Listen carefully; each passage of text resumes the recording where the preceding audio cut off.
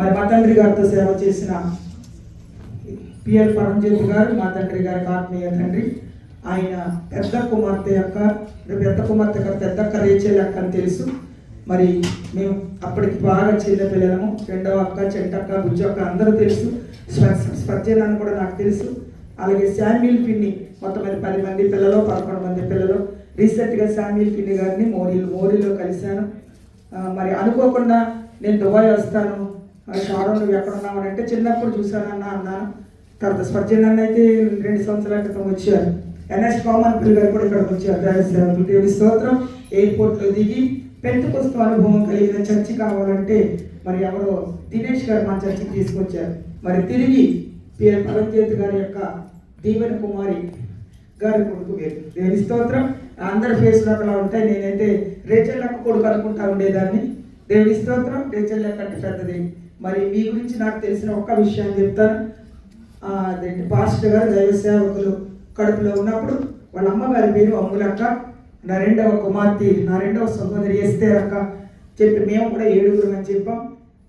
అక్క కడుపులో ఉండగానే దైవ సేవకులు పుట్టిన వెంటనే అక్క మరణించారు. దేవునికి స్తోత్రం. ఆ ఇంటికి మొదటి మనవడు ప్రైజలా తర్వాత మనవడు. దేవునికి స్తోత్రం. పుట్టిన డెలివరీకి వెళ్ళినప్పుడు మా అక్క చెప్పింది ఏంటంటే, నేను ఇండియా నుంచి వచ్చినప్పుడు రాత్రి ఒక సాక్ష్యాన్ని చెప్తాను. దీవెన్ కుమార్ అక్క నాకు బాగా తెలుసు. వివాహం చేసుకున్న మొదటి సంవత్సరంలోనే అక్క గర్భం ధరించింది. బాబు కడుపులో పడ్డాడు. ఇప్పుడు మరి పుట్టిన వెంటనే తన బట్టలన్నీ కొనుక్కుందంట అక్క. దేవునికి స్తోత్రం. పుట్టిన బాబుకి వెయ్యాలని తను పెట్టెలో సర్దుకొని అప్పుడు హాస్పిటల్కి వెళ్ళిన వెంటనే బాబు పుట్టిన వెంటనే తల్లి మరణించారు. దేవునికి స్తోత్రం. మరి అందరు దైవ సేవకులు పిఎల్ పరంజ్యోతి గారి చేతుల మీదుగా బ్రతికిన ఒక గొప్ప దైవ సేవకుడు. దేవునికి స్తోత్రం. ఆ బట్టలు చూసినప్పుడు మా అక్క వెళ్ళిందంట. హాస్పిటల్కి వెళ్ళే ముందు చెప్పిందంట, నాకు కొడుకు పుడతాడు ఇస్తే నీకు తెలుసా నా కొడుకుకి ఈ బట్టలు కొన్నానే. మరి విషయాన్ని వాళ్ళ కుటుంబస్తులు దైవ సేవకులకు చెప్పారో లేదో తెలియదు, కానీ మా సహోదరితో ఎక్కువ పరిచయం కలిగిన వాళ్ళ తల్లి గారు సరే మళ్ళీ నెక్స్ట్ వీక్కి 2-3 రోజులకి అక్క చనిపోయిందని చెప్పగానే చనిపోయినప్పుడు మా అక్క చెల్లెళ్ళందరూ అక్కడ ఉన్నారు. మరి ఈ రోజున దీవెన్ కుమార్ అక్క కొడుకు నీ దగ్గరికి వస్తున్నాడంటే అది కేవలం దేవుని కృప మాత్రమే. దేవునికి స్తోత్రం. మన ఆయనని భయభక్తులతో పెంచి పిఎల్ పరంజ్యోతి గారు మరి ఈ స్థితిలో ఆయన ఆశీర్వాదాలు అందుకున్న దైవ సేవకులకు ఈరోజు అప్పుడున్న బంధాన్ని దేవుడు ఇక్కడ మరలా కలిపినందుకు నా సంఘం తరపున నా కుటుంబం తరపున వందనాలు తెలియజేస్తున్నాను. మా కొరకు మా కుటుంబం కొరకు ప్రార్థించండి. దేవుడు ఈ మాటలను దీవించిన కాక. అయినా మీకు కరెక్ట్గా 45 మినిట్స్ ఇవ్వాలనుకున్నాను. 10 నిమిషాలు తక్కువ 8కి మీరు వదలగలిగితే మాకు బిషప్ గారు ఉంటారు, మీరు క్షమించి.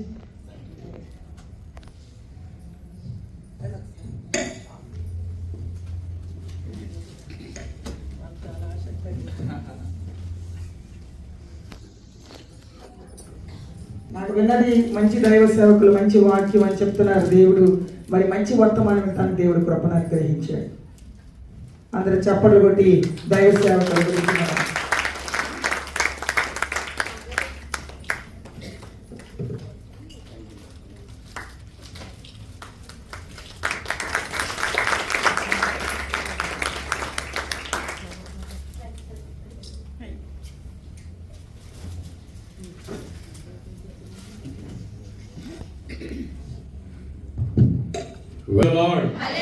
దేవుని సన్నిధిలో నిత్య సంతోషములు ఉంటాయి. ఆమేన్. ఉదయకాల సమయంలో మీరు చేస్తున్నటువంటి అద్భుతమైన మీ యొక్క ఆరాధనను బట్టి నేను ప్రభువుని స్తుతిస్తూ ఉన్నాను. అలాగే నా గురించినటువంటి మంచి విషయాలు, అలాగే నా యొక్క పుట్టు పూర్వోత్తరాలు చెప్పినటువంటి ఆ షారోన్ పాస్టర్ గారు వారికి ప్రత్యేకమైనటువంటి వందనాలు తెలియజేస్తున్నాను. అలాగే పాస్టర్ సుధాకర్ గారు వీరిని బట్టి నేను దేవుని స్తుతిస్తూ ఉన్నాను. ఈ ఉదయకాల సమయంలో మీ మధ్యలోనికి రావడానికి ప్రభు చూపిన కృపను బట్టి నేను దేవునికి వందనాలు చెల్లిస్తూ ఉన్నాను. గతించినటువంటి 2 దినాలుగా దుబాయ్లో జరుగుతున్నటువంటి ఒక మంది ప్రాముఖ్యమైనటువంటి వ్యక్తులు వచ్చారు. అలాగే వేరే దేశాల నుండి కూడా వచ్చినటువంటి డెలిగేట్స్ ఉంటున్నారు. సో దానిలో భాగంగా ఈ రోజున ఇక్కడ మీ మధ్యలో ఉండడానికి దేవుడు కృప అనుగ్రహించాడు. దేవునికి మహిమ కలుగును గాక. ఇక్కడ నేను చూస్తుంటే మీరు అందరూ భలే కనపడుతున్నారు. నాకు చాలా సంతోషం, చాలా ప్యాషనేట్గా అనగా చాలా ఆసక్తిగా దేవుని యొక్క సన్నిధి అని అంటే మీలో మీకు కనబడుతుంది. మీరు చేసినటువంటి ఆరాధనను బట్టి దేవుని యొక్క సన్నిధి బలంగా ఈ యొక్క మందిరంలో ఉందని చెప్పడానికి ఏ విధమైనటువంటి సందేహం లేదు. దేవుని బిడ్డలారా, ఈ ఉదయకాల సమయంలో పరిశుద్ధ గ్రంథం నుండి మత్తయి సువార్త 14వ అధ్యాయము 14వ అధ్యాయంలో ఉన్నటువంటి కొన్ని విషయాలు నేను మీకు తెలియజేస్తూ ఉంటాను. 24వ వచనం దగ్గరికి వద్దాం.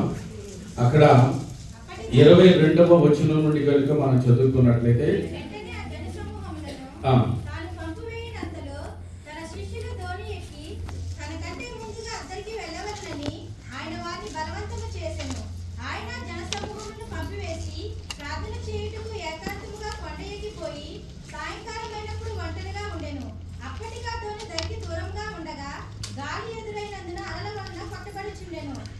రాత్రి 4వ జామున ఆయన సముద్రం మీద నడుచుచు వారి ఎదుకు వచ్చెను.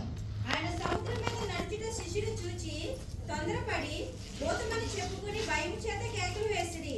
వెంటనే యేసు ధైర్యము తెచ్చుకొనుడి, నేనే, భయపడకుడని వారితో చెప్పగా, పేతురు, ప్రభువా, నీవే అయితే నీళ్ళ మీద నడిచి నీ ఎదుకు వచ్చుటకు నాకు సెలవిమ్మని ఆయనతో అనెను. ఆయన రమ్మని అనగానే పేతురు దోణి దిగి యేసు యొద్దకు వెళ్ళుటకు నీళ్ళ మీద నడిచెను గాని గాలిని చూచి భయపడి మునిపోసాగెను. ప్రభువా, నన్ను రక్షించమని కేకలు వేసెను. వెంటనే యేసు చెయ్యి చాపి అతని పట్టుకుని, అల్ప విశ్వాసి, ఎందుకు సందేహపడితివని అతనితో చెప్పెను. వారు దోణి ఎక్కినప్పుడు గాలి అణిగెను.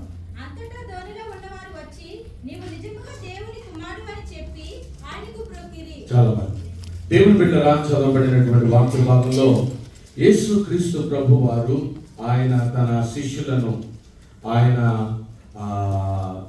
పడవ ప్రయాణం చేయడానికి వారికి పంపించినటువంటి ఒక అద్భుతమైనటువంటి ఈ యొక్క వృత్తాంతాన్ని మనం ఇక్కడ చదువుకున్నాం. ఇదంతా కూడా మనకు తెలిసిందే. చిన్నప్పటి నుంచి కూడా ఈ స్టోరీ మనం విన్నాం, మనందరికీ బాగా తెలుసు.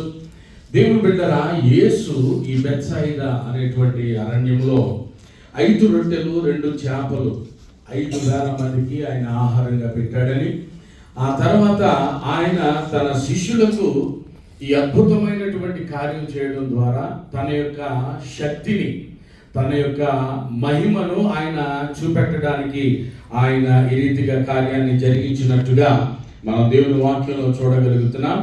ఆయన ఇంకా చేసినటువంటి అద్భుత కార్యాలు, గొప్ప కార్యాలు చూసి తన యొక్క శిష్యులలో విశ్వాసము పెంపొందించడానికి దేవుని యొక్క ఆశ్చర్యమైనటువంటి కార్యాలు మనం పొందుకోవాలి అని అంటే ముఖ్యంగా మనకి ఉండాల్సింది, కావాల్సింది ఏంటంటే విశ్వాసము. అందరూ చెప్పండి, విశ్వాసము. మీరు ఎవరండి అని అంటే మేము విశ్వాసులమండి అని మనం అంటాం. కాబట్టి దేవుని యొద్ద నుండి మనం పొందుకునేటువంటి ప్రతి ఒక్క ఆశీర్వాదం, ప్రతి దీవెన అది మన విశ్వాసము మీద ఆధారపడి ఉంటది. నమ్మితే చెప్పండి. యేసుక్రీస్తు ప్రభు వారు ఈ లోకంలో ఉన్నప్పుడు అనేకమైనటువంటి అద్భుతమైన కార్యాలు జరిగించారు కదా.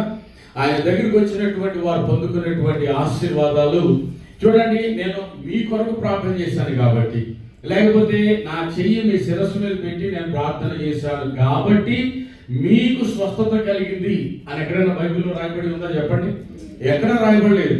అక్కడ రాయబడిన మాట ఏముంటుందంటే నీ విశ్వాసమును బట్టి, ఆమేన్, నీ విశ్వాస పరిమాణమును బట్టి, లేకపోతే నీ నమ్మిక చొప్పున అని దేవుని వాక్యంలో మనం చూస్తూ ఉన్నాం. కాబట్టి వారి యొక్క విశ్వాసమును పరీక్షించడానికి దేవుని బిడ్డలారా, యేసుక్రీస్తు ప్రభువారు తనకంటే ముందుగా తన యొక్క శిష్యులను అద్దరికి వెళ్ళేటట్టుగా ఆయన అనుమతించినట్టుగా, లేకపోతే పంపించినట్టుగా దేవుని వాక్యంలో మనం చూస్తున్నాం. చూడండి, ఆ బెత్సాయిదా అరణ్యంలో యేసుక్రీస్తు ప్రభువారు ఆయన ఈ అద్భుతమైన కార్యములు జరిగించిన తర్వాత ఈ పడవ మీద ప్రయాణం చేయడం అనేటువంటిది ఒక ప్రత్యేకమైనటువంటి అనుభవాన్ని వారికి కలిగించడానికి యేసు ఈ యొక్క కార్యాన్ని ఆయన జరిగించినట్టుగా. అంటే ఏ కార్యం అది అంటే వారిని ఆ పడవ మీద ప్రయాణం చేయడానికి పంపించినట్టుగా దేవుని వాక్యంలో మనం చూస్తున్నాం. సాధారణంగా యేసు పరిచర్యలను మనం చూస్తే ఆయన వారితో కలిసి చాలా చోట్లకు ఆయన వెళ్ళాడు. ఆయన అరణ్యంలోకి వెళ్ళినా లేకపోతే ఎక్కడెక్కడ ఆయన పరిచర్యలు జరిగించినా కూడా బైబిల్లో మనం చూసినట్లయితే ఆ శిష్యులందరూ కూడా ఆయనతో ఉన్నట్టుగా ఆ రీతిగా వారి యొక్క సమక్షంలో వారు బోధించినట్టుగా ఇవన్నీ కూడా మనం చూడగలుగుతూ ఉన్నాం. కానీ ఇక్కడ మనం చూసినట్లయితే యేసు తనకంటే ముందుగా వారిని పంపించడానికి గల కారణం ఏంటి? ఎందుకు ఆ విధంగా పంపించాడు? యేసు కూడా ఆయనతో వాళ్ళతో వెళ్ళొచ్చు కదా, కానీ వెళ్ళలే. ఎందుకు వెళ్ళలేదు అని అంటే ఒక కారణం ఉంది, అక్కడ ఒక ప్రత్యేకమైనటువంటి ఉద్దేశం ఉంది. అందుచేతనే వారిని ఆ పడవ ప్రయాణం చేసేటట్టుగా కొంచెం బలవంతం చేసి వారిని పంపించేటట్టుగా కూడా ఈ చరిత్రను బట్టి మనకి అర్థం చేసుకోవాల్సిన వారిగా మనం ఉంటున్నాము. దేవునికి మహిమ కలుగును గాక. ఆ శిష్యులు వెళ్ళిపోయిన తర్వాత వాక్యంలో రాయబడిన మాట ఏంటంటే ఆయన ప్రార్థన చేయడానికి ఆయన వెళ్ళినట్టుగా, ఏకాంతముగా కొండ ఎద్దుకు వెళ్ళినట్టుగా దేవుని వాక్యంలో మనం చూస్తున్నాం. ఆయన అక్కడికి వెళ్ళి దేనికోసమైన ప్రార్థన చేస్తుంటాడు చెప్పండి? ఎందు నిమిత్తమైన ప్రార్థన చేయడానికి వెళ్ళాడు. సరే, వాడు పంపించాడు, బాగుంది. సో ప్రభు మరలా కొండ దగ్గరికి ప్రార్థన చేయడానికి ఏకాంతముగా ఎందుకు వెళ్ళాడు అనేటువంటి ఆ ప్రశ్న కనుక మనం ఆలోచించినట్లయితే జాగ్రత్తగా యేసుక్రీస్తు ప్రభువారు పెట్టబోయేటువంటి పరీక్షలు ఏవైతే ఉన్నాయో ఆ పరీక్షలను వారు ఏ విధంగా తట్టుకోగలుగుతారు, ఆ పరీక్షలను ఏ విధంగా వారు జయించగలుగుతారు అనేటువంటి ఆలోచనతో వారి నిమిత్తమై ప్రార్థన చేయడానికి యేసయ్య ఆ కొండ దగ్గరికి వెళ్ళినట్టుగా మనకు దీన్ని బట్టి గ్రహించాల్సిందిగా మనం చేస్తూ ఉన్నాం. సో నేను ఈ మాటలు చెప్తా ఉంటే మీకు ఏం అర్థమవుతుంది? మీ మనసులో మీరు ఏమనుకుంటున్నారు? ఎందుకు వారి గురించి ప్రార్థన చేయాలి? అసలు వారిని ఒంటరిగా పంపించడం ఎందుకు? ఆ తర్వాత మళ్ళీ యేసయ్య వారి నిమిత్తమై ప్రార్థన చేయడం ఎందుకు? గమనించండి, ఈ వాక్యంలో కనుక మనం చూసినట్లయితే యేసు వారిని బలవంతముగా పంపించినట్టుగా ఈ వాక్యం బట్టి మనకు అర్థమవుతుంది. కాబట్టి ఇప్పుడు మనం అర్థం చేసుకునేది ఏంటంటే వారు మాత్రమే ప్రయాణం చేస్తున్నారు. ఇక్కడ యేసయ్య వారితో లేడు. అప్పటి వరకు కూడా ప్రతి స్థలంలో యేసయ్య వారితో ఉన్నాడు.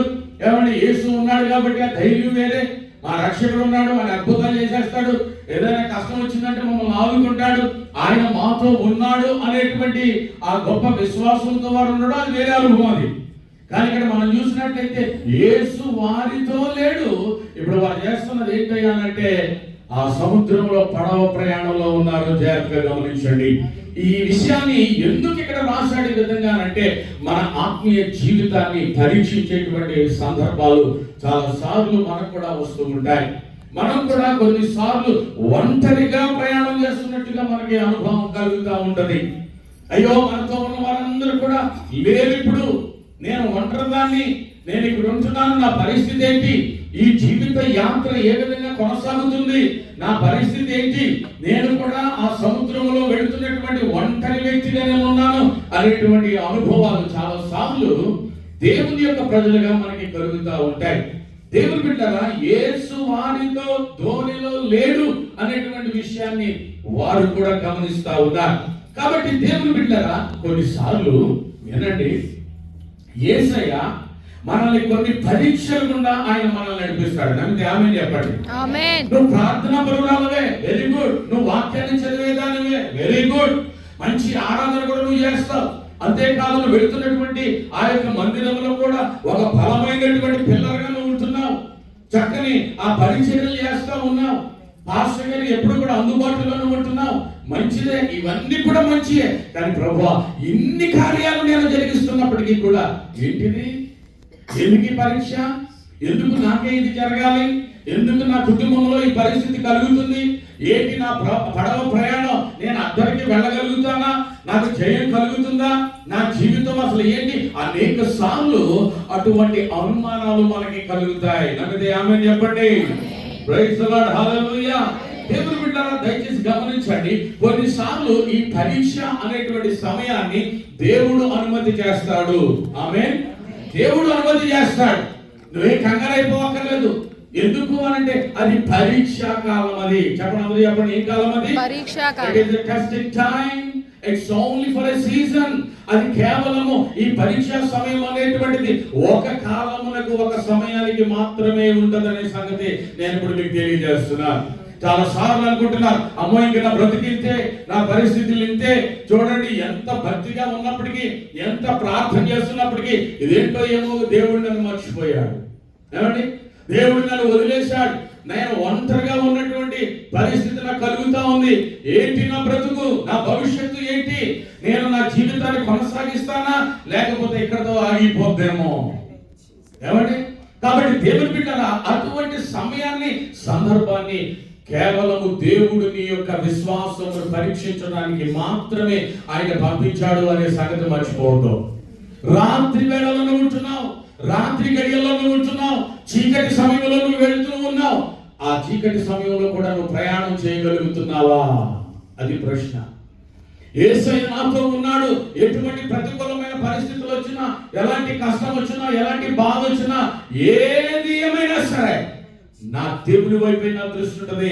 నా దేవునితో నేను నడుస్తాను. నేను తప్పనిసరిగా అందరికీ చేరతాను. స్తోత్రం చెప్పండి. Praise the lord. మా ఫ్యామిలీ గురించి మాట్లాడుతూ పాస్టర్ గారు, షారన్ రోజు గారు వారు చెప్తా ఉన్నారు, అంతర్వేదపాలెం అనేది సెకండ్ పేరు ఎంతమంది తెలుసా అండి? ఆ ఊరి పేరు ఎప్పుడైనా విన్నారా? ఏమంటే ప్రపంచంలో చాలా గొప్ప ఊరు అది. ఏమంటే బైబిల్లో కూడా రాసి ఉంటే బాగుండేది అనుకుంటాను అప్పుడప్పుడు. ఎక్కడో నజరేతు అని ఒక చిన్న గ్రామం గురించి రాస్తే సెకండ్ పేరు గురించి రాయొద్దా? ఎందుకు అంటే మా తాతగారు అక్కడ పుట్టాడు కాబట్టి బైబిల్ రాయాలి మరి ఆ సంగతే. ఆ తర్వాత నేను కూడా అక్కడ ఉన్నాను కాబట్టి ఇంకా బలంగా రాయాలని కానీ రాయలేదు. తర్వాత రాస్తాడు. స్తోత్రం చెప్పండి. ఇటువంటి సెకండ్ బలిలో అంతర్వేదపాలెంలో ఏమంటారని రేవు రేవు పడవ రేవు ఉంటుంది కదా, గోదావరి.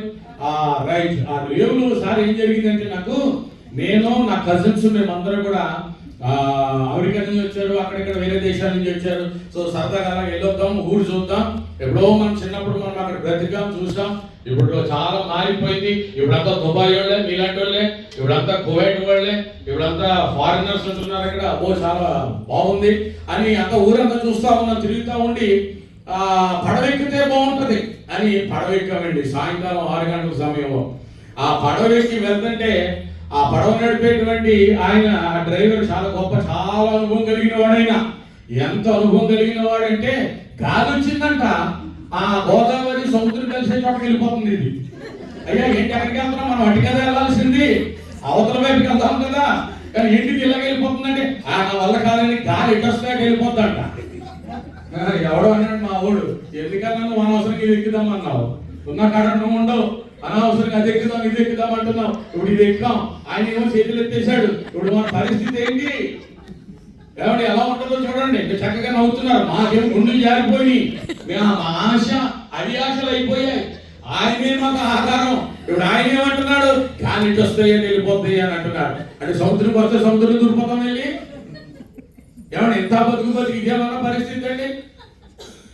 అలా వెళ్తూ వెళ్తూ చేపలు పట్టేటువంటి నెట్స్ ఉంటాయి కదా, వలలు ఉంటాయి కదా, అక్కడికి వెళ్ళిన తర్వాత సడన్ గా ఆగిపోయింది ఆ పడవ. మాలో ఇంకొక చూడండి, ఇలాంటి సమయంలో పెద్ద పెద్ద సలహాలు ఇస్తారు. అలాంటి సలహాలు ముందు వచ్చి కదా, అప్పుడెవరు ఏదైనా ప్రమాదం జరుగుతున్నప్పుడు అప్పుడు పెద్ద ఆఫీసర్ లాగా సలహాలు ఇస్తాడు. అన్న ఇక్కడ కొన్ని మోటార్ బోట్లు ఉన్నాయి, అసలు మోటార్ బోట్ ఎక్కవలసింది మనం అంటున్నాడు అవడం. మన వివిధ సంగతే ఆయన చెప్పేవాడు. మోటార్ బోట్ లేదక్కడ, అక్కడ ఎక్కడో ఉన్నాయి, అటువైపు వెళ్ళిపోయారు. ఇప్పుడు ఉన్నది ఇదే. ఆ పడవ తెట్టేసి నడుస్తూ ఉంటే ఆ ఫీలింగ్ ఇంకా బాగుంటుంది అనేటువంటి ఒక ఆలోచన. సరే, ఏది ఏమైనప్పటికీ కూడా ఆయన అంటున్నాడు కదా, అయ్యా కిందేదో నెట్టకే ఇది స్టక్ అయిపోయింది, ఇక ఇప్పుడు దీన్ని మనం కదల్చడం చాలా కష్టం, 6:30 అవుతుంది, చీకటి అవుతుంది. ఇది నా పరిస్థితి. ఎలా ఉంటుందో చూడండి. అసలు మిమ్మల్ని తీసుకెళ్ళి అందులో పెట్టాలి.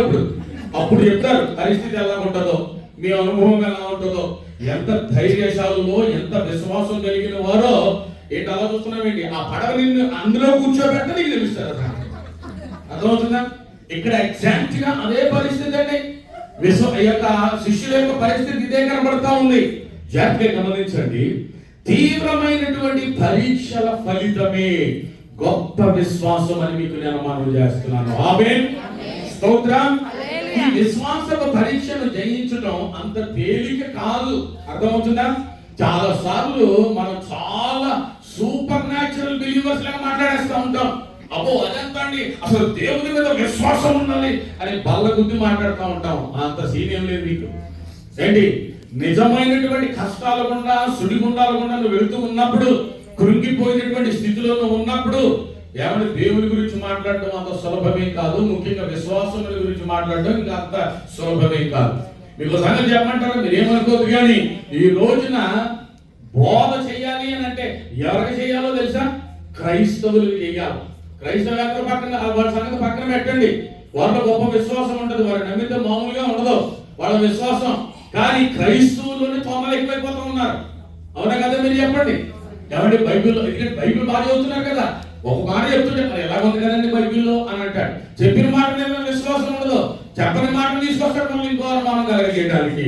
ఎంతమంది తోమాలు నమ్ముట నీ వలనైతే చెప్పాలా, సమస్తము సాధ్యమేనండి, అసాధ్యమైనది ఏది లేదా? ఎగ్జాక్ట్ గా అంటున్నాడు ఇక్కడ. కాబట్టి దేవుని బిడ్డలారా, ఆ పరీక్షల గుండా వెళుతూ ఉన్నప్పుడు చాలా అనుభవాల గుండా దేవుడు నిన్ను తీసుకుని వెళ్తాడు. ఒంటరితనం అనేటువంటి అనుభవం ఇక్కడ శిష్యులకు. అయ్యా మేము ఒంటరిగా ఉన్నాం, మా దేవుడు మాతో లేడు, మేము ఆరాధించే మా రక్షకుడు మాతో లేడు, మా కష్టకాలంలో మమ్మల్ని ఆదుకునేటువంటి దేవుడు ఎక్కడున్నాడండి? మమ్మల్ని బలవంతంగా పంపించేశాడు. ఇప్పుడు మాకు దిక్కేంటి? ఇక్కడ ఏమన్నా జరిగిందంటే ఏమంటే ఆ రోజు మాకు కూడా అదే పరిస్థితి. అయ్యా ఎందుకు వచ్చామయ్యా?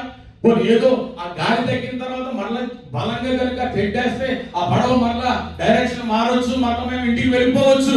కానీ ఇప్పుడు ఇంకో చిక్కొచ్చి పడింది. అదేంటంటే అక్కడ ఓల చిక్కుకుని ఉంది ఆ పడవలో. అర్థమవుతుందా? ఇప్పుడు దాన్ని తీయాలి అని అంటే ఆ పడవ నడిపే ఆయన కిందకి దిగి ఆ నీటిలోకి వెళ్ళి ఆ క్రింద ఉన్నటువంటి ఆ యొక్క వలను పక్కకి లాగాల. అప్పుడే ఆ యొక్క పడవ, ఆ దోణి అది బయటికి రావడానికి అవకాశం కలుగుతుంది. దాదాపు గంటన్నర సేపు ఉన్నాం మనం అక్కడ. చీకటి అయిపోయింది, 7 అయిపోయింది, 7:30 అయిపోతుంది. ఆ చీకటి ఏమంటే ఆ రోజుల్లో ఎక్కడ లైట్లు ఉన్నాయి? ఇటువంటి పరిస్థితి కూడా దేవుడు తీసుకుని వెళ్ళినప్పుడు ఆడ కూర్చున్నప్పుడు నాకు ఇదే సందర్భం జ్ఞాపకం వచ్చింది. ప్రభువా, ఆ రోజు నా శిష్యుల పరిస్థితి ఇంకెలా ఉండేదో ఒకసారి ఆలోచన చేయండి. కనీసం ఈ కాలంలో కాస్త డెవలప్మెంట్ మేము ఉన్నాం, కానీ ఆ కాలంలో చూసినట్లయితే వాళ్ళ పరిస్థితి ఎలా ఉండేది ఒకసారి ఆలోచన చేయండి. కాబట్టి దేవుని బిడ్డరా, వారికి ఎలాంటి విశ్వాసం ఉండాలి ఆ టైంలో?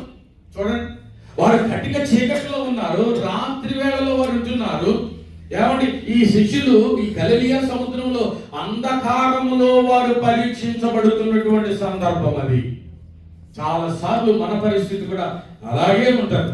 ఇక పడవ మునిగిపోతుందేమో, అలాగే ఉంటుంది కదా. వాళ్ళ గురించి అక్కడ మనం చదివినట్ల ఆ యొక్క చరిత్ర, ఆ విశ్వాస పరీక్ష పెను తుఫాను గాలుల మధ్యలో వారు పరీక్షించబడుతున్నారు. చూడండి ఎలాంటి పరీక్ష గుండా వారు వెళ్ళారు. అప్పటిగా దోణి దరికి దూరముగా నుండగా గాలి ఎదురైన అలల వలన పట్టబడుచుండెను అని దేవుని వాక్యంలో ఉంది. నా ప్రియమైన సహోదరి, ఒకవేళ నీ జీవితంలో కూడా ఇలాంటి పరిస్థితి గుండా వెళ్తున్నావేమో. బలమైనటువంటి గాలి అంటున్నాడు అక్కడ. బలమైన గాలి వచ్చినప్పుడు శబ్దం ఎప్పుడైనా మీరు విన్నారా? ఆ శబ్దం ఎలా ఉంటుందో తెలుసా? చాలా భయాన్ని కలిగించేటువంటి శబ్దంగా ఉంటది. ఆ ఓరు అని అంటే చూసారా, ఆ శబ్దం, ఆ ఓరు మన యొక్క చెవులలో అది మారు మ్రోగుతూ ఉంటది. ఆ గాలి తగ్గినప్పటికీ కూడా మనకు అనుభూతి తగ్గదు. ఇంకా గాలి శబ్దం భయాన్ని కలిగించేటువంటి ఆ శబ్దం ఆ రీతిగానే ఉండిపోతా ఉంటది. ఆ శబ్దము నిన్ను ఏం చేస్తుంది అని అంటే నీకు మరణ భయాన్ని కలిగించేటట్టుగా చేస్తుంది. అంత భయంకరంగా ఉంటది ఆ శబ్దం, పెనుగాలి. దేవుని బిడ్డల అటువంటి పరిస్థితుల్లో ఇదిగో మా పరిస్థితి అయిపోయింది, ఇంకా మేము మరణానికి దగ్గరగా వచ్చేసాము అనేటువంటి అనుభూతిలోని ఆ శిష్యులు వచ్చినట్టుగా ఇప్పుడు మనం చదువుకున్నటువంటి వాక్య భాగం బట్టి మనకు అర్థమవుతుంది. 25వ వచనం దగ్గరికి వచ్చేటప్పుడు చూడండి, అక్కడ ఏమంటున్నాడు తెలుసా? అది రాత్రి 4వ జాము అని రాయబడి ఉంది. అందరూ చెప్పండి, ఎన్నో జాము అది? రాత్రి 4వ జాము. రాత్రి 4వ జామున శిష్యులు తుఫాను గాలికి ఎగిసిపడేటువంటి అలలలో చెక్కబడిపోయారు. 4వ జాము అంటే దాని అర్థం ఏంటో తెలుసా? రాత్రి తెల్లవారుజాము 3 గంటల నుంచి 6 గంటల సమయాన్ని 4వ జాము అని అంటారు. ఈ 3 గంటల నుంచి 6 గంటల సమయము చాలా క్లిష్టమైనటువంటి సమయం. అది దొంగలకు చాలా అనుకూలమైనటువంటి స్థలం ఆ సమయం అది. అలాగే మనకందరికీ కూడా నిద్ర బాగా పట్టేటువంటి సమయం అది. అర్థమవుతుందా?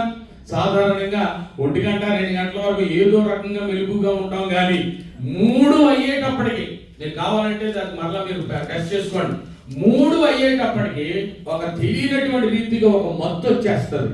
మనకి తెలియకుండానే మన కళ్ళు మూయబడతాయి. ఆ రీతిగా 4వ జాము అనేటువంటి విషయం.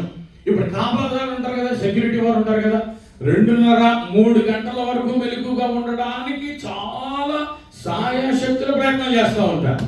మా ఇంటి దగ్గర సెక్యూరిటీ గార్డ్ ఉంటాడు. ఆ సెక్యూరిటీ గార్డ్ నేను లేట్గా మీటింగ్కి వెళ్ళి వస్తూ ఉన్నప్పుడు ఓసారి 12 అవ్వచ్చు, 1 గంట అవ్వచ్చు, నేను డ్రైవర్తో ఏమంటాను తెలుసా, రే బాబు నువ్వు ఆ గేట్ దగ్గరికి వెళ్ళి హార్న్ కొట్టొద్దు, అసలు మన సెక్యూరిటీ వాడు మెలకుగా ఉన్నాడా నిద్రపోతున్నాడో టెస్ట్ చేద్దాం అని అంటాను. సో అలాగే వెళ్ళి అలా గేట్ దగ్గర ఆగుతాం. ఆగేటప్పటికి ఒక 2-3 నిమిషాల్లో వచ్చి గేట్ తీసేస్తూ ఉంటాడు. ఓహో, సెక్యూరిటీ వాడు మెలకుగానే ఉన్నాడు, అర్థమైపోయింది, వెరీ గుడ్. అలాగే ఉండాలరా బాబు, అలర్ట్గా ఉండాలా, సెక్యూరిటీ నీ పని అయింది, నీ ఉద్యోగం అయింది, వెరీ గుడ్ అని అప్రిషియేట్ చేస్తున్నా. ఓసారి తెల్లవారుజాము 4 గంటలకు వచ్చా. 4 గంటలకు వచ్చినప్పుడు కూడా హార్న్ కొట్టద్దు, మన సెక్యూరిటీ ఎలా ఉన్నాడో చూద్దాం అని చాలాసేపు వెయిట్ చేస్తాం. దాదాపు 12, 13, 14 నిమిషాలు వెయిట్ చేసిన తర్వాత అప్పుడు డ్రైవర్ తనను హార్న్ కొట్టాను. ఆయన హార్న్ కొడితే హార్న్ కొట్టిన 10 నిమిషాలకు వచ్చాడండి. హార్న్ కొట్టిన తర్వాత 10 నిమిషాలకు వచ్చాడు. అంటే ఆ రోజు నేను వస్తానని సెక్యూరిటీ గార్డుకి తెలియదు. అయితే వెళ్ళిపోయాడు ఎక్కడికో, ఏంటి ఎప్పుడో వస్తాడైనా, కాబట్టి ఏం పర్వాలేదు, హాయిగా నిద్రపోయాడు అనమాట. సో ఆఖరికి కంగారుగా వచ్చి గేట్ తీశాడు. సో గేట్లోకి ఎంటర్ అయిన తర్వాత నేను నా కారు ఆ గ్లాస్ డౌన్ చేసి అన్నాను, నిద్రపోతున్నావా అని అన్నాను. అప్పుడు ఆయన సమాధానం ఏమంటారు చెప్పండి సార్, చెప్పండి ఏమంటాడు ఆయన? లేదు సార్, నిద్రపోవట్లేదు సార్ అని అన్నాడు. ఓహో, నిద్రపోవడం లేదా అని ఆయన కళ్ళలో చూస్తే కళ్ళు ఏం చెప్తున్నాయి? కళ్ళు ఏ రంగులో ఉన్నాయి? సడన్ గా నిద్రలో వేస్తే నీ కళ్ళు ఏ రంగులో ఉంటాయి? చెప్పాలి, ఎట్టి చెప్పాలా?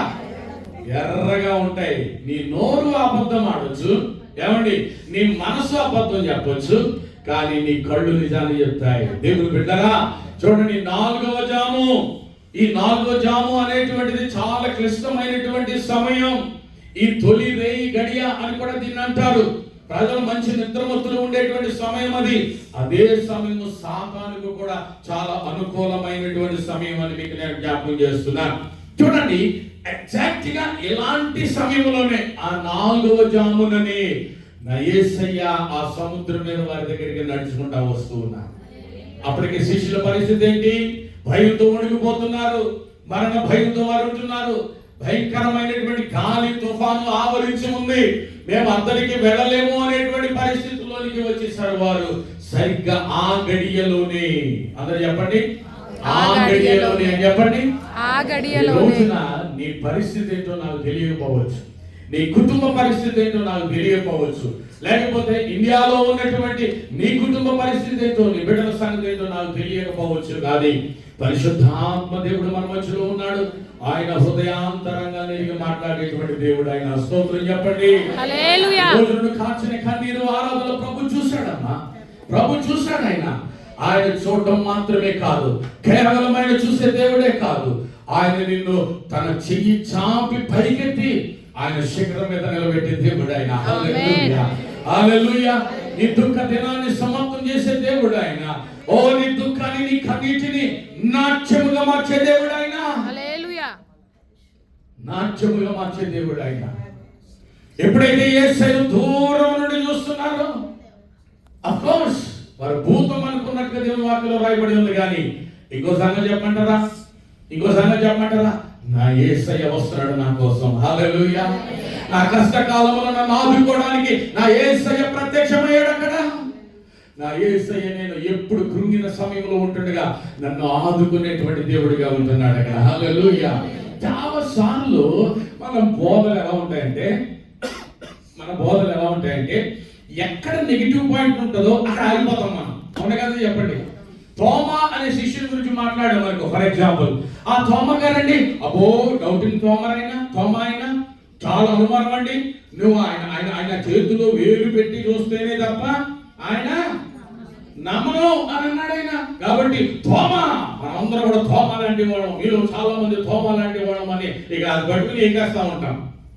చాలా సార్లు ఏదైనా ఒక చిన్న బలహీనత కలిగిందంటే ఆమెలో ఆ బలహీనత ఉంది, ఈలో ఈ బలహీనత ఉంది. బలహీనతను హైలైట్ చేసేవారు లేరంటారో చెప్పండి. ఉన్న మంచి విషయాలు చెప్పడు. ఏదో ఒక చిన్న పొరపాటు, ఏదో ఒక తోచుపాటు, ఏదో ఒక సమస్య ఉంటే దానిని మాత్రం లోకమంతా కూడా వైరల్ చేసేస్తాం. అవునా కాదా? అది మంచి పద్ధతి కాదు. దేవుని బిడ్డరా, ఇక్కడ భయం అనేది సహజం అండి. భయం అనేది సహజం. నేను ఒకసారి ఆఫ్రికా వెళ్ళాను. ఆఫ్రికాలో నేను వెళ్ళిన తర్వాత మా పాస్టర్ గారు నన్ను కారులో తీసుకెళ్ళాడు. నేను ఆ కారు ఎక్కగానే అన్నా నా పాస్టర్ గారితో, ఇది డొగ్గు కారు లాగా ఉంది, ఇది అక్కడ వరకు వెళ్తుందా? తీరా వెళ్ళిన తర్వాత మళ్ళీ వెనక్కి వస్తామా? ఇప్పుడు మేము వెళ్ళేది ఎక్కడికంటే సఫారీ అంటారు దాన్ని. అంటే లిటరల్ గా ఆ అడవిలోకి వెళ్ళిపోతాం. ఆ అడవిలోకి వెళ్ళిపోయిన తర్వాత అక్కడ సింహాలు, పులులు అన్నీ ఉంటాయి అక్కడ. సో అలా లోపలికి వెళ్ళిపోయాం. లోపలికి వెళ్ళిన తర్వాత అక్కడ ఫ్రీగా తిరుగుతున్నటువంటి జంతువుల మధ్యలో మేము ఉంటామండి. జూలో కాదు ఇది, జూ కాదు ఇది. జూ అయితే చక్కగా అదంతా కూడా జాగ్రత్తగా ఫెన్సింగ్ అవన్నీ లోపల ఉంటే మనం బయట ఉంటాం. ఇది అలా కాదు, అవి మనం బయట ఉంటాం. అదనమాట సంగతి.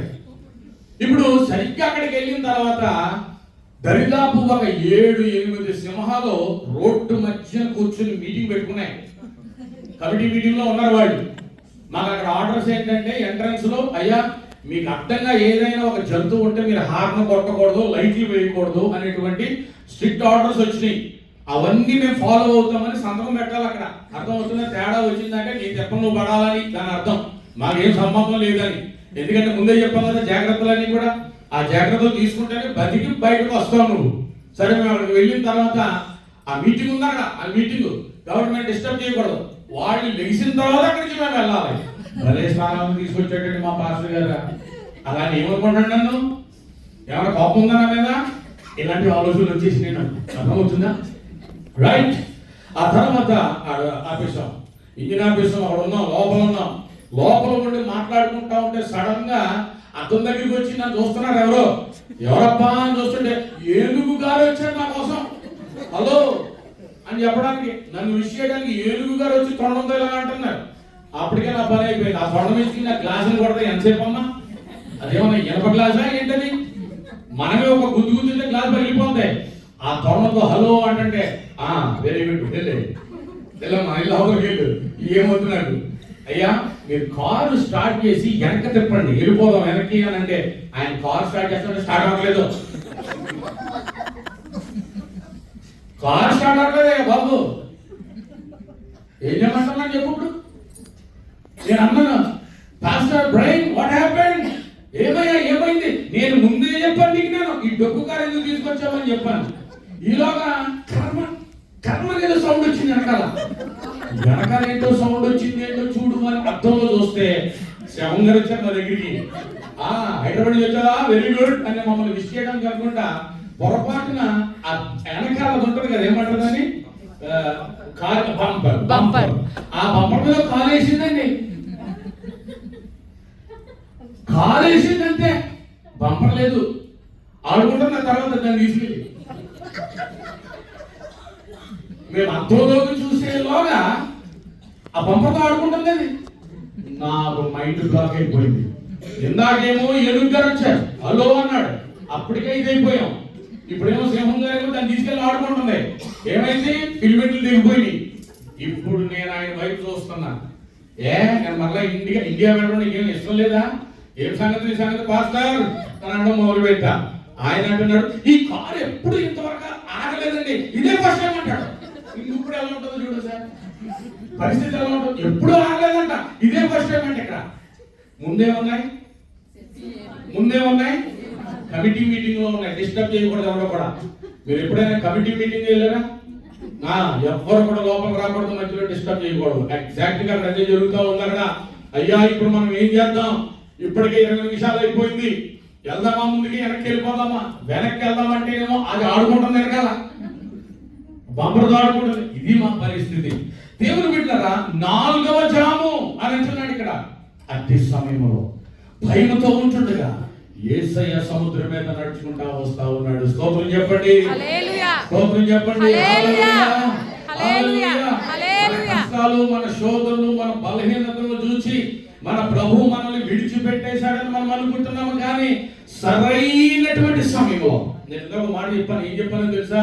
చూడండి, ఇదిగో ఆ కష్టాలు, ఆ బాధలు, శ్రమలు అనేటువంటివి ఒక సమయానికి మాత్రమే నీ మీద దాడి చేయగలుగుతాయి తప్ప ఇంకా అంతకంటే ఎక్కువ ఉండవు. అది ఒక సమయం. It's only for a time, it's only for a season, it's not for a life time. అది జీవితాంతం కూడా నిన్ను వెంటాడేటువంటి సమస్యగా దేవుడు ఉండనివ్వడు. స్తోత్రం చెప్పండి. అటువంటి సమయంలో ఇంకా ఎంతగా దేవుని మీద ఆధారపడతావు, ఎంతగా నీ విశ్వాసంలో బలపరచబడతావు అనేది చూడడానికి మాత్రమే ఆ తుఫాన్ అయినా, ఆ అలలైనా, ఆ వర్షమైనా, ఆ భయమైనా దేవుడు నీకు అనుమతిస్తున్నాడు అంతే. ఆమేన్ చెప్పండి. ఎఫెసీయులకు రాసిన పత్రిక 1:22 ఏమనుంటుందో తెలుసా? ఎఫెసీయుడు ఇప్పుడు కూడా అద్భుతాలు చేస్తాడు అనే సంగతి మరిచిపోయినటువంటి శిష్యులు. ఈ రోజున మన పరిస్థితి కూడా అలాగే ఉంటుంది. మరిచిపోయే విశ్వాసం, ప్రభుని మరిచిపోయే విశ్వాసం. ఒక్కసారి వెనక్కి తిరిగి నువ్వు చూస్తే నీ జీవితంలో ఎన్ని ఎన్ని ఎన్ని అద్భుతాలు చేశాడు, ఎన్ని ఊహించినటువంటి కార్యాలు చేశాడు. మరి ఇంటి కష్టకాలంలో దేవుడు మరలా ఆ కార్యాన్ని జరిగించడా? ఆమేన్ చెప్పండి. హల్లెలూయా. పేతురు అంటున్నాడు, ప్రభు చూసిన వెంటనే ధైర్యం వచ్చేసింది. ఏమంటే అక్కడ చాలా మంది శిష్యులు ఉన్నారు, కానీ పేతురు గారు అక్కడికే ధైర్యం వచ్చింది. మిగులందరూ కూడా విశ్వాసులా అవిశ్వాసులా? చెప్పాలి, గట్టి చెప్పాలి. వారు విశ్వాసులా అవిశ్వాసులా? ఇప్పుడు ఈ ప్రభుని చూసిన వెంటనే వాళ్ళందరికీ కూడా ప్రాణం లేచి వచ్చేయాలి. వెంటనే ప్రభువా మేము కూడా వస్తాం నీ దగ్గరికి. అందరూ అనాలో వద్దా? అందరూ అనాలో వద్దా? అందరూ ఏక మనసుతో ఉన్నారు. కానీ పేతురు గారు ఒక్కడే ఆయనలో కనబడుతున్నారు విశ్వాసం. స్తోత్రం. హల్లెలూయా. మరలా ఇక్కడ ఇంకో విషయం చెప్పాలి నేను. అదేంటో తెలుసా? ఆ పేతురు గారు మునిగిపోయాడండి. అక్కడ ఏదో 4 అడుగులు వేశాడండి, మునిగిపోయాడని మనం హైలైట్ చేస్తాం. ఏమంటే అసలు ధైర్యం ఉందా? ధైర్యం ఉంది కాబట్టి కదా ప్రభు నేను కూడా నీ దగ్గరికి నడిచి వస్తాను ఆ యొక్క నీళ్ళ మీద అని చెప్పగలిగినటువంటి దమ్ము, ధైర్యం ఆయనకు ఉండబట్టే కదా. అది చూడం మనం. మునిగిపోయాడు, లోపం చూశాడు, మునిగిపోయాడు, అలలు చూశాడు, మునిగిపోతాం ముందు. అది గుర్తుపెట్టుకో. ఇంకొకటి గురించి ఇంకొకటి బలహీనతను ఎక్స్ట్రా చెప్పమని నిన్ను ముంచేస్తాడు దేవుడు. ఆ విధంగా ఆయన మొలగడానికి కూడా దేవుడు అనుమతించాడు. అది సంగతి. ఆయన సమక్షంలో జరిగిందండి ఈ సంగతి.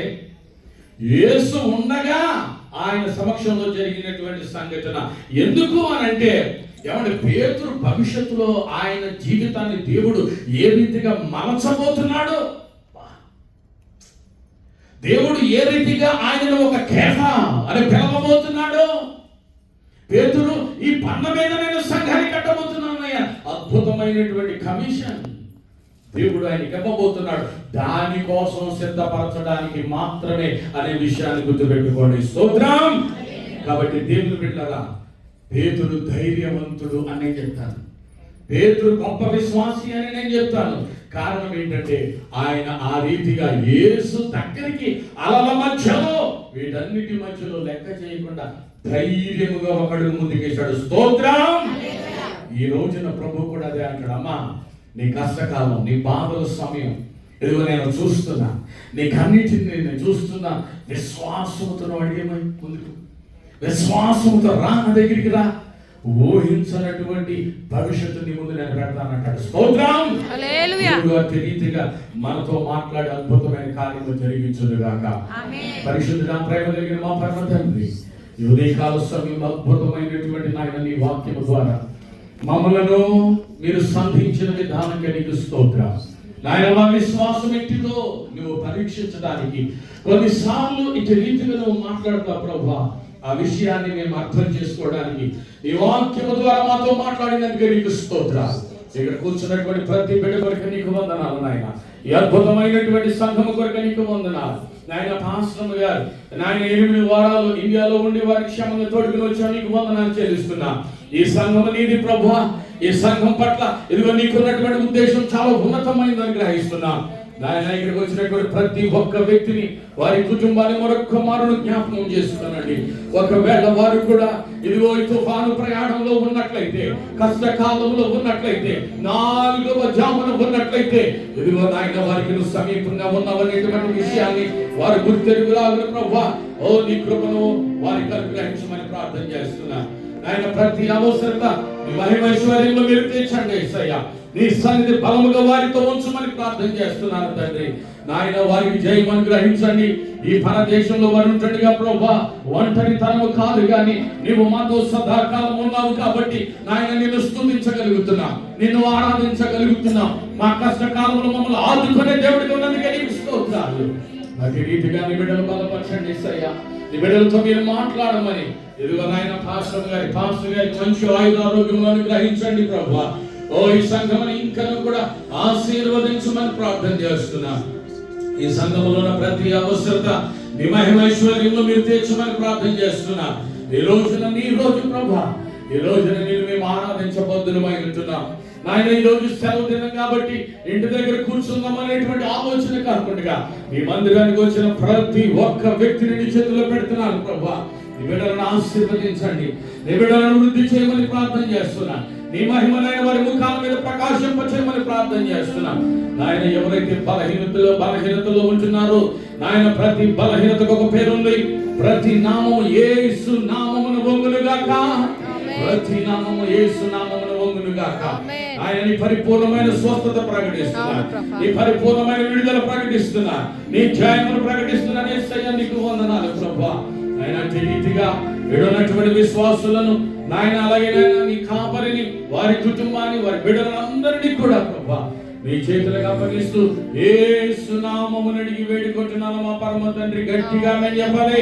ఆమేన్ amen amen amen. Praise God. Thank you so much. God bless.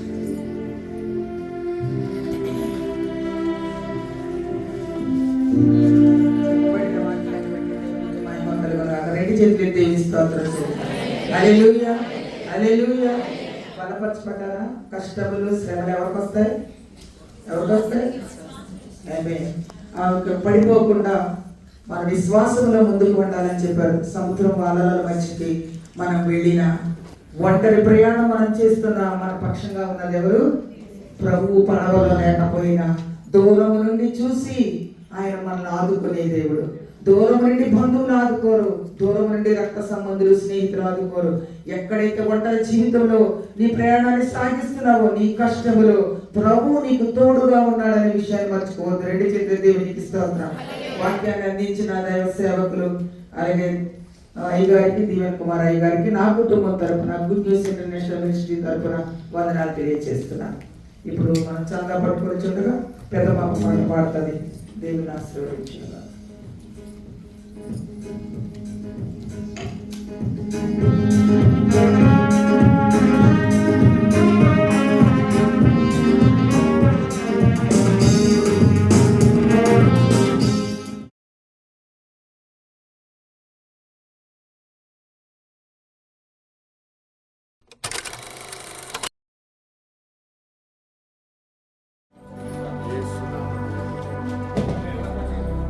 Amen. Amen. Thank you, Iger. Thank you.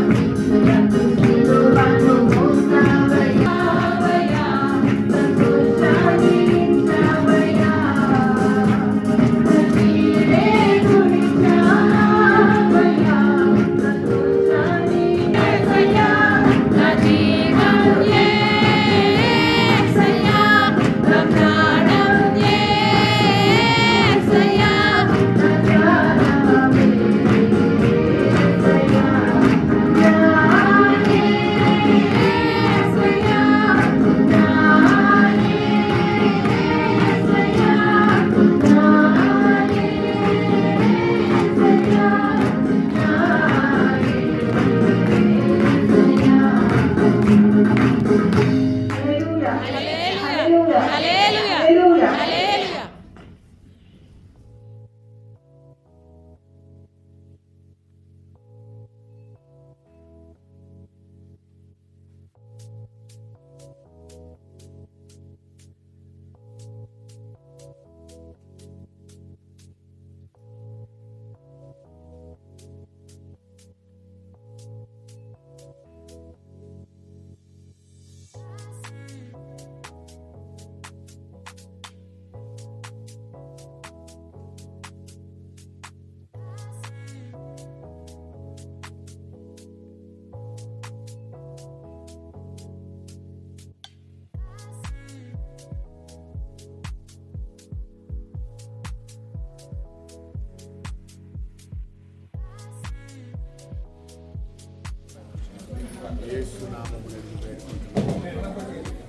Amen. Amen. Thank you, Iyer. Thank you.